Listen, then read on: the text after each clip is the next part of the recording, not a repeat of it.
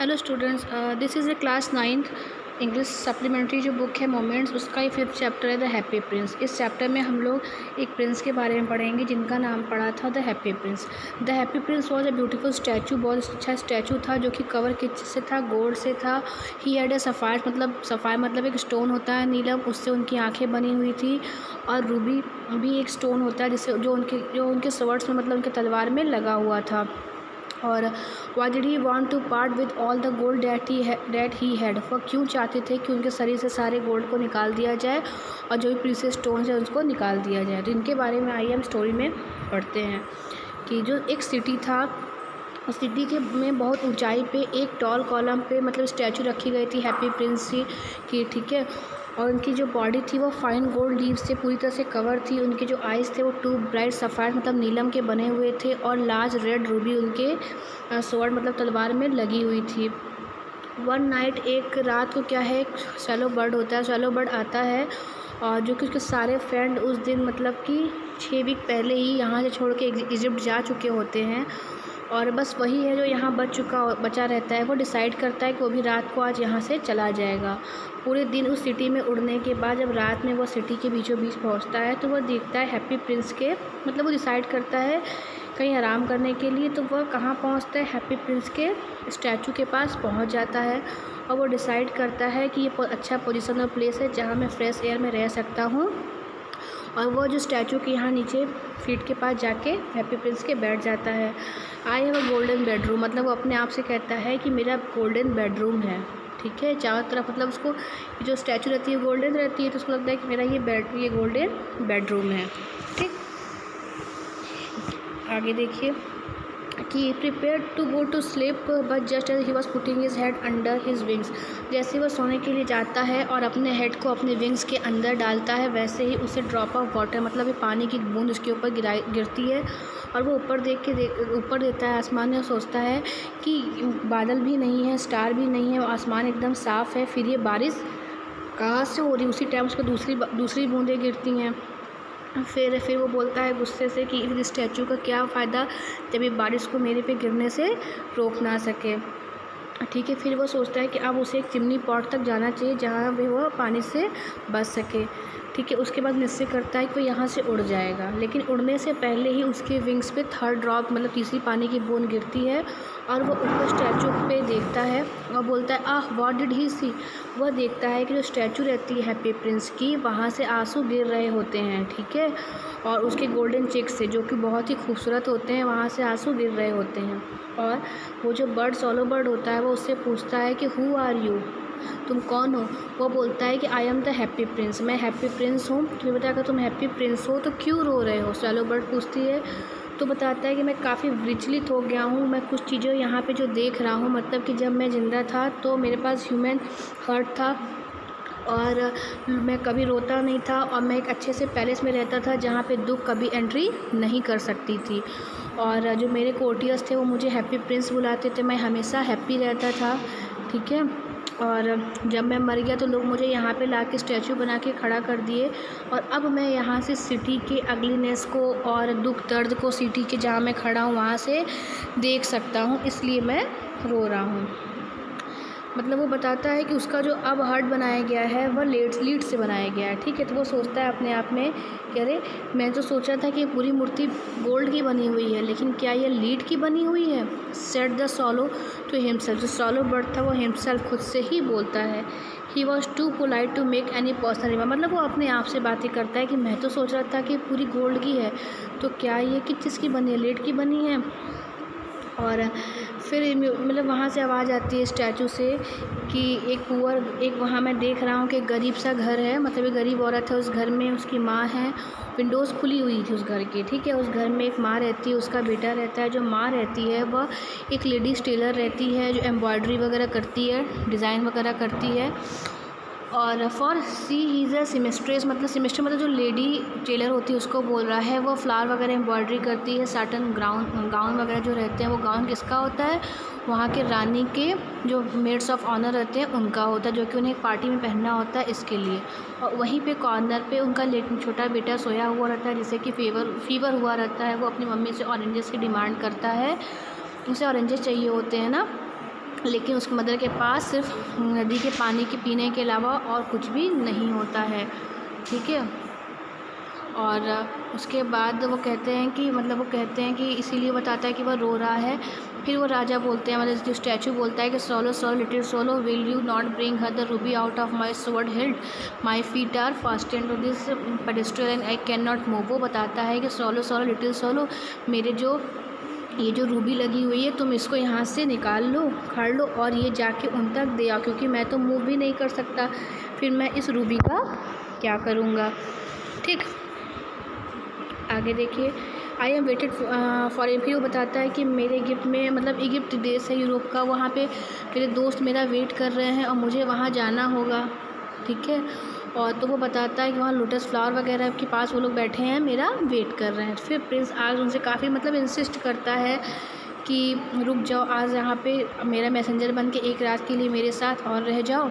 तो वो बताता है कि जो the boy so thirsty and the mother so sad, he said, वो बताता है कि जो लड़का है वो काफ़ी भूखा प्यासा है, इसलिए उसकी जो मदर है वो काफ़ी उदास है। और फिर वो पक्षी बोलता है, सोलो बर्ड, कि मैं नहीं सोचता कि मुझे कोई बच्चे लड़के पसंद हैं। ठीक है। और वो यहाँ से जाना चाहता है, वो ये बोल रहा था। और but the happy Prince look so sad, लेकिन इतना सुनने के बाद जो हैप्पी प्रिंस रहते हैं वो काफ़ी उदास हो जाते हैं। ठीक है। और फिर लिटिल सोलो को सॉरी फील होता है, मतलब उसको गिल्टी फील होती है कि मेरी वजह से ये काफ़ी उदास हो जाते हैं, जबकि वहाँ पे जिस जगह स्टैचू रहती है वहाँ पे काफ़ी ठंडी होती है। Said he agree to stay with him for one night and he is messenger, फिर भी वो उसे बार बार इंसिस्ट करता है कि एक रात के लिए रुक जाओ और उसका मैसेंजर बन जाओ। फिर वो जो सोलो बर्ड होता है वो एग्री कर जाता है कि वो रात में यहीं रुक जाएगा, वो इजिप्ट उड़ के नहीं जाएगा। फिर वो उसको थैंक यू बोलता है प्रिंस उसको। The solo picked out the great Ruby from the Prince sword, से वो जो ग्रेट रूबी को लेके जाता है अपने बीक में पकड़ के, छत से उड़ते हुए उस मतलब टावर के आसपास, मतलब जो वहाँ पे जो जो चीज़ें होती हैं उसके डिस्क्रिप्शन दे रहा है कि कैथेड्रल टावर वगैरह से होते हुए उस घर तक जाता है।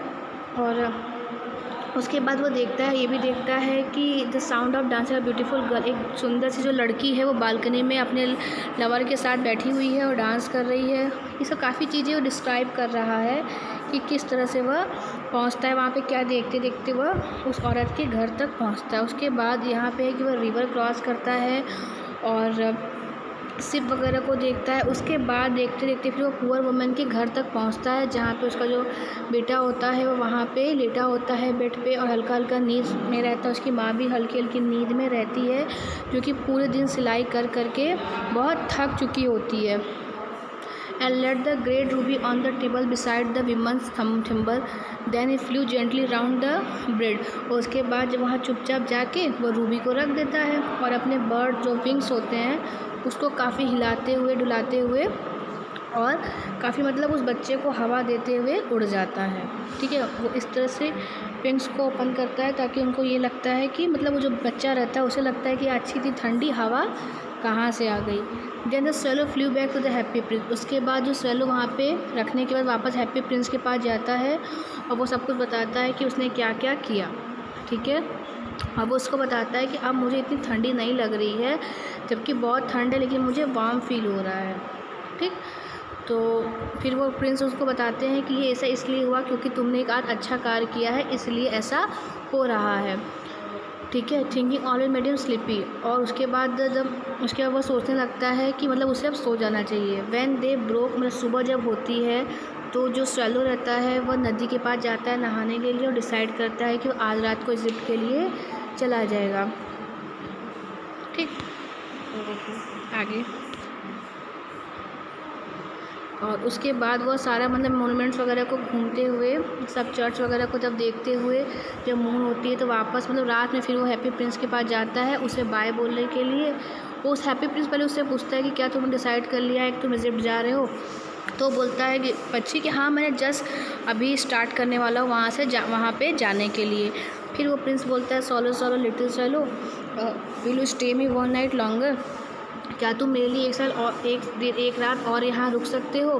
फिर वो बताता है, सेम आंसर देता है कि मेरे फ्रेंड्स हैं जो यहाँ से जा चुके हैं, यहाँ काफ़ी ठंड है, मतलब मुझे भी इजिप्ट के लिए जाना है। फिर वो काफ़ी उसको इंसिस्ट करने लगता है कि नहीं आज रात के लिए फिर से रुक जाओ, देखो सिटी में जो है वो जवान बच्चे लड़के हैं वो काफ़ी परेशान हैं, भीख मांग रहे हैं।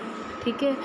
नहीं, यहाँ पे देखिए ये है कि he is leaning over desk covered with papers. वो बताता है कि एक आदमी है जो अपने घर में टेबल के पास बैठा हुआ है, टेबल पे सिर रख के, उसके चारों तरफ बहुत पेपर्स फैले हुए हैं, ग्लास वगैरह, वायलेट्स मतलब ड्रिंक वगैरह एक तरह से फैली हुई है। उस आदमी के जो बाल हैं एकदम ब्राउन कलर के, मतलब पूरा फिजिकल फीचर उसके बारे में बताने लगता है कि जो उसके लिप्स हैं एकदम रेड कलर के हैं, पोमेग्रेनेट जैसे, मतलब अनार जैसे हैं, ठीक है। और उसकी बड़ी बड़ी ड्रीमी आइज़ है। सब कुछ बताता है कि वह क्या कर रहा है। एक डायरेक्टर की, मतलब कि फिनिश एक प्ले लिखने की कोशिश कर रहा है, नाटक वगैरह, डायरेक्टर द थिएटर के लिए। बट इज़ टू कोल्ड, लेकिन इतनी ठंडी होने की वजह से ना ही वो आग जला सकता है और ना ही वो अपने इस कार्य को पूरा कर पा रहा है। फिर इसी वजह से भूख से ही वह फ्रेंड दिखाई दे रहा है। I will wait with you one night longer said the swallow who really had a good heart. फिर वो डिसाइड कर लेता है स्वैलो कि ठीक है, तुम इतने अच्छे दयालु हृदय के हो, तो मैं आज तुम्हारे साथ एक रात और रुक जाता हूँ। उसके बाद वो रूबी दिखाता है, तो दूसरी रूबी लगी हुई रहती है। दूसरी रूबी को लेके जाओ और उस प्ले राइट को, जो कर रहा होता है मतलब नाटक को, उसको दे के आओ। और मतलब नहीं, उसको पूछता है कि तो क्या मैं क्या करूं, मतलब कि तुम्हारे पास जो और रूबी है तो मुझे दे दो, मैं जाकर उस प्ले राइट को दे दूंगा। तो प्रिंस बोलता है कि नहीं, मेरे पास अब कोई दूसरा रूबी नहीं है, ठीक है। और my eyes are all that I have filled a water made of rare sapphires which were, मतलब बताता है जो मेरी आँखें हैं वो बहुत ही कीमती सफ़ायर से, मतलब नीलम से बनी हुई हैं। विच वर बॉट आउट ऑफ इंडिया, मतलब कि हज़ारों साल पहले इसे इंडिया से लाया गया था।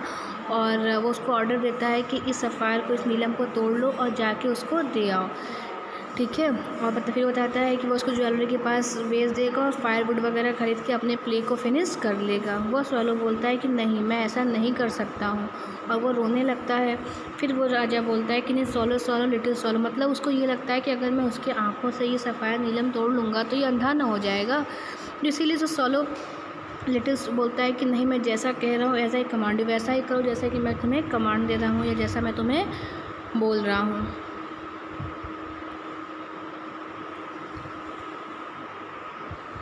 ठीक है। So the swallow plucked out, मतलब कि फिर जो स्वैलो क्या करता है, प्रिंस के आइज से एक सफ़ेद नगीना को निकालता है और वापस उड़ के उस यंग मैन के पास जाता है। और यंग मैन के पास जाने के बाद जो उसकी छत होती है वहाँ पे एक बड़ा सा होल होता है, उस होल से वो उसके रूम में एंट्री कर लेता है। और उसके पास जाने के बाद वो जो राइट होता है उसके हैंड के पास वह सफ़ायर को रख देता है और चुपचाप वहाँ से वह उड़ जाता है, ठीक है। दिस इज़ फ्रॉम सब, मतलब वो फिर उसके बाद कुछ देर बाद उस जो प्ले राइट होता है उसकी नींद खुलती है, जो राइटर होता है। उठने के बाद वह सोचता है कि हाँ, ज़रूर मैंने कोई बहुत अच्छा काम किया होगा जिसकी वजह से मुझे ये प्रशंसा में के रूप में ये मतलब सफ़ायर मिला हुआ है, ठीक है। वो काफ़ी खुश हो जाता है।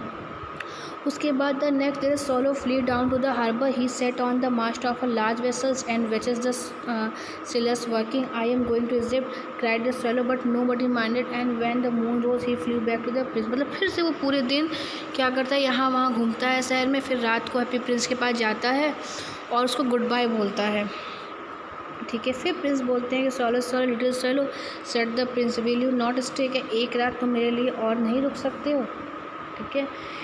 फिर वो बताता है कि it is winter answer the swallow, कि काफ़ी ठंड है यहाँ पे और यहाँ पे बर्फ़ भी गिरने वाली है।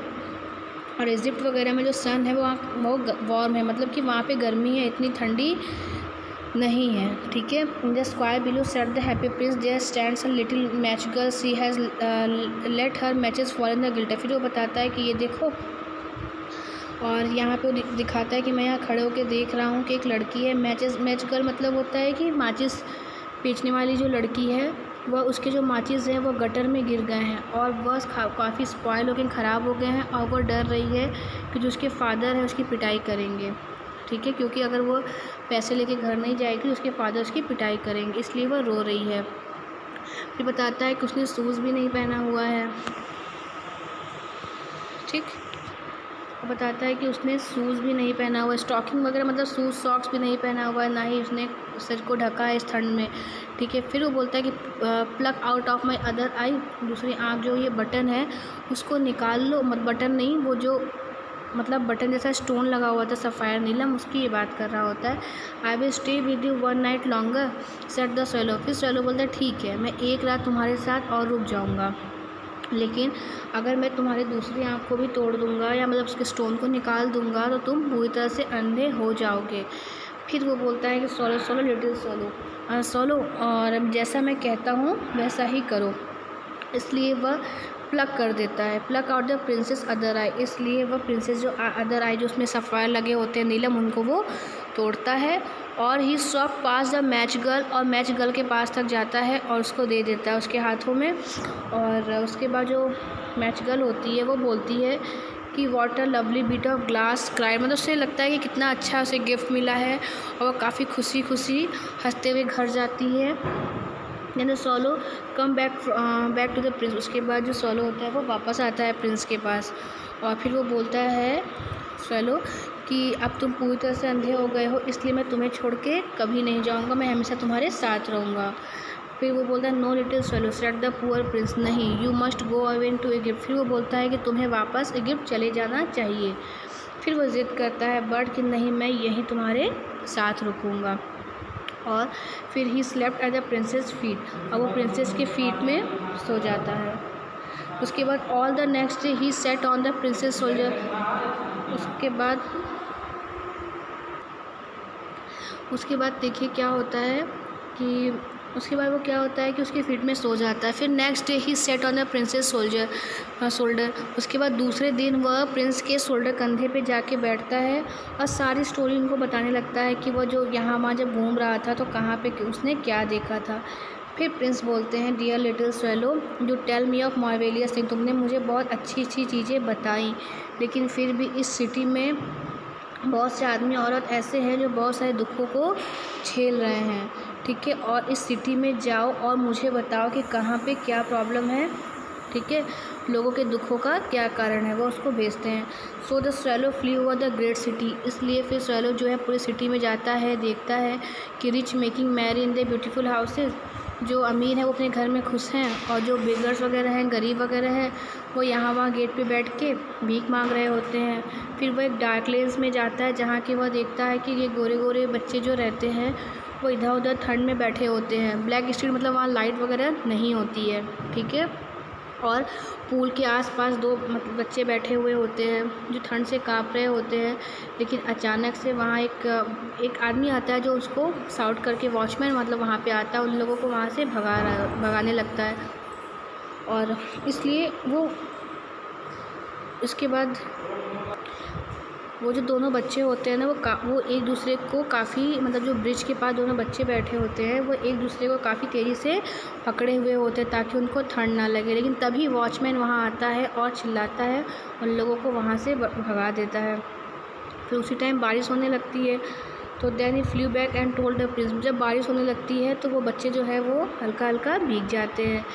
फिर देखिए क्या होता है, then he flew back to and told the prince what he had seen. उसके बाद वो वापस जाता है प्रिंस के पास और जो कुछ भी देखा होता है वो उनको बताता है। फिर वो बताता है कि आई एम, मतलब सब कुछ सुनने के बाद प्रिंस बोलता है कि मैं पूरी तरह से अच्छे गोल्ड से कवर हूँ, तो जो गोल्ड लीफ है वो एक एक करके निकाल लो, और निकालने के बाद जाके उन लोगों को दे दो जिससे कि वो लोग खुश हो जाए। लीफ आफ्टर लीफ, मतलब कि एक एक लीफ, एक एक पत्तियाँ वो उसमें से पिक करके निकाल देता है हैप्पी प्रिंस की बॉडी से, ठीक है। और जब सारी पत्तियाँ गोल्ड की निकल जाती हैं तो काफ़ी डल और ग्रे कलर का दिखने लगता है। Leaf after leaf of the, ये देखिए, fine gold he brought to the poor, मतलब कि पूरी जो पत्तियाँ रहती हैं सोने की वो जाके बच्चों में पुअर में बांटने के लिए उससे कहता है, और जिसके बांटने के बाद जो जितने लोग होते हैं उस गली मोहल्ले के वो काफ़ी खुश हो जाते हैं और डिसाइड करते हैं कि अब उनके पास ब्रेड होगा, मतलब खाने के लिए रोटी उनको मिल जाएगी। उसी समय स्नो कैम मतलब कि स्नोफॉल होने लगता है, और धीरे धीरे स्नो रहता है ठंड से एकदम मतलब काफ़ी जमने लगता है, काफ़ी स्नोफॉल होने लगता है, ठीक है। और चीज़ें वहाँ पे जो सिटी रहती हैं एकदम सिल्वर कलर की दिखने लगती हैं क्योंकि स्नो से कवर हो जाती हैं। जो सभी लोग होते हैं वो वेंट अबाउट इन फर, मतलब कि सभी लोग फर जैकेट वगैरह पहन लेते हैं, छोटे बच्चे वगैरह जो कैप वगैरह लगा लेते हैं, ठीक है। और धीरे धीरे जो पुअर लिटिल स्वेलो होता है वो ठंड से काँपने लगता है, and not leave the Prince, but he, लेकिन वो प्रिंस को छोड़ना नहीं चाहता क्योंकि वह भी उसको प्यार करता था। He picked up crumbs outside the baker's door when he baker's was not looking. उसके बाद वो क्या करता है, बेकर्स के डोर से जब इधर बेकर्स नहीं दिख रहा होता है तो वहाँ पे कुछ लेके आता है वार्म करने, मतलब ऐसी चीज़ें लेके आता है जिससे कि वह उसके विंग्स को गर्माहट पहुँचे। ठीक है, तो बेकर के शॉप पे जाता है, कॉर्नर में बैठ जाता है ताकि उसे थोड़ी सी गर्माहट मिल जाए।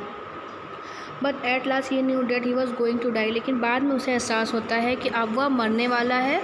ही had just enough strength to fly, लेकिन फिर भी वो सोचता है कि उसे ताकत लगा के या हिम्मत करके प्रिंस के पास पहुंचना चाहिए, और प्रिंस के पास पहुंच के उसके सोल्जर पे बैठ जाता है और बोलता है goodbye dear prince, he murmured will you let me kiss your hand. फिर वो बताता है कि क्या तुम मुझे अपने हैंड पे किस करने दोगे। कौन पूछता है, स्वेलो बर्ड पूछता है हैप्पी प्रिंस के स्टैचू से। ठीक, और फिर हैप्पी प्रिंस बोलता है कि हाँ मैं खुश हूँ कि तुम इजिप्ट जा रहे हो ना। प्रिंस कहता है और तुम मेरे साथ बहुत दिन तक रुके थे, लेकिन तुम्हें मेरे हाथ पे नहीं, यू मस्ट किस on me on my lips for I love you, क्योंकि मैं तुम्हें प्यार करता हूँ और तुम्हें मेरे हैंड पे नहीं, तुम्हें मेरे लिप्स पे किस करना चाहिए। वो बताने लगता है फिर बर्ड कि नहीं, मैं इजिप्ट नहीं जा रहा हूँ। ठीक है, मैं मृत्यु की दुनिया में जा रहा, मतलब मेरी डेथ होने वाली है। जो डेथ होती है या डेथ होता है वो नीत का भाई होता है, वो बताता है। ठीक है, कि क्या ऐसा नहीं है। उसका कहने के बाद ही किस the happy Prince on the lips, उसके बाद वो हैप्पी प्रिंस को उसके लिप्स पे किस करता है and fell down dead eight his feet, और उसके फीट पे गिर जाता है, मर जाता है। ठीक है, आगे देखिए।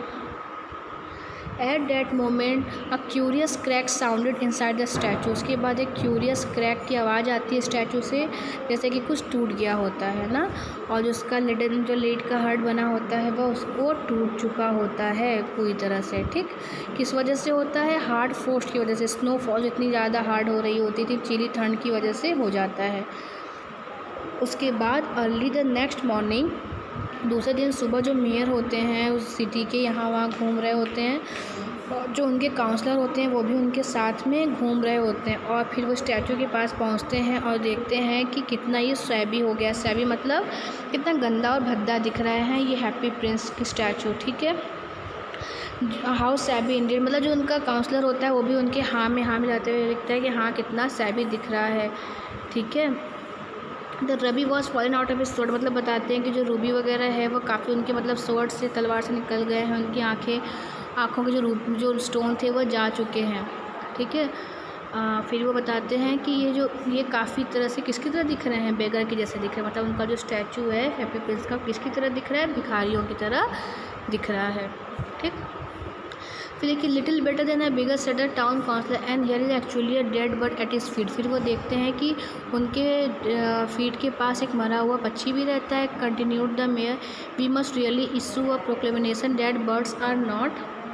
फिर वो बताते हैं कि हमें एक प्रोक्लेमिनेशन तैयार करना चाहिए कि यहाँ पे लिख देना चाहिए कि बर्ड्स आर नॉट अलाउ, कि यहाँ पे जो बर्ड्स हैं वह अलाउ नहीं हैं। ठीक है, मतलब कि किसी भी स्टैचू के पास किसी बर्ड्स का आना जाना या मरना अलाउ नहीं है। And the town clerk made a note of the suggestion, और वैसे ही सजेशन तैयार किया जाता है।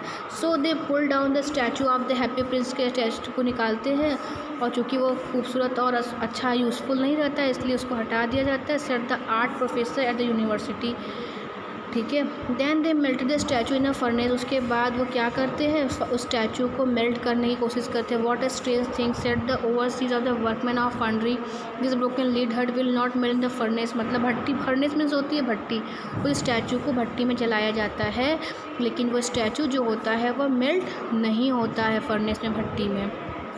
कि वो लोग डिसाइड करते हैं कि स्टैचू को हमें फेंक देना चाहिए, और फिर वो स्टैचू को ऐसे ही फेंक देते हैं जहाँ पे डेड स्वेलो की डेड बॉडी पड़ी होती है। फिर उसके बाद ऊपर गॉड के बारे में बता रहा है, ईश्वर के बारे में, कि गॉड बोलते हैं कि bring me to most precious thing in the city, इस सिटी का सबसे मोस्ट प्रीशियस थिंग्स मेरे लिए लेके आओ।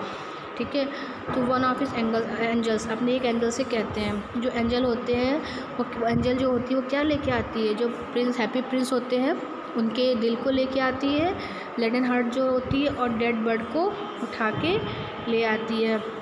गॉड बोलते हैं कि यू हैव राइटली चूजन, तुमने सही लोगों को चूज़ किया है। ठीक है। For in my garden of paradise, मेरे स्वर्ग की दुनिया में छोटे से बच्चे, ये छोटा सा जो बच्चा है चिड़िया का, ये आराम से रह सकता है, गाना गा सकता है, और ये जो हैप्पी प्रिंस है वो यहाँ पे हैप्पी हमेशा रह सकते हैं। ठीक, तो बस ये स्टोरी इतनी सी थी, ये यहीं पे ख़त्म हो गई। इस स्टोरी को लिखा है ऑस्कर विल्डे ने, ठीक है। तो इसका एक्सरसाइज में जो क्वेश्चन आंसर है वो मैं PDF बना के भेज दूँगी। Okay, thank you.